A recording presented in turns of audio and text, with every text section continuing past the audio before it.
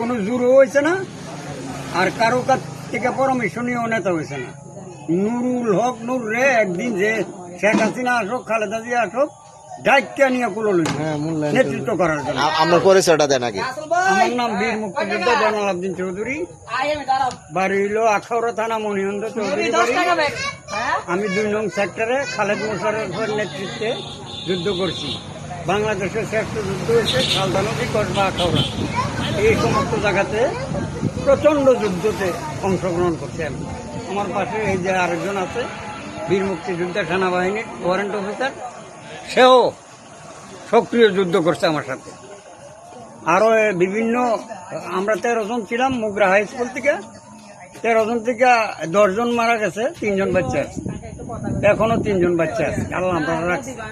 কিন্তু দেশ আমরা স্বাধীন করছি ঠিকই, কিন্তু স্বাধীনতা আমরা পাই নাই। ওই যদি বিপিনের মতো বলা এরা দেশ চালাইতো, ঠিকই দেশ ঠিকভাবে চলতো। ঠিক। আর অহন যারা চালাইতেছে, ছাত্ররা দুয়াই দিয়া এই সেই করতেছে, এটি হলো এতারা ধোকাবাজি। এটি কোনো নেতৃত্ব না, এটি যার যার পেট বরণের লেখা।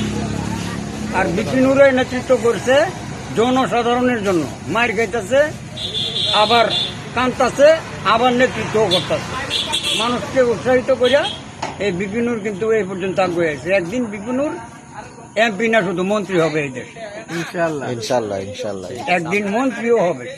বর্তমান ঠিকানাটা বললে দেন না। বর্তমান ঠিকানা জগন্নাথপুর ইউনিয়ন 1 নং ওয়ার্ড, এই যে গুমতি আইলে পার বীরনিবাস।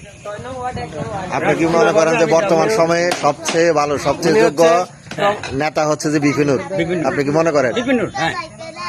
এই সমস্ত ছেলেরাই তো সংগ্রামে, স্বাধীনতা যুদ্ধে এই সমস্ত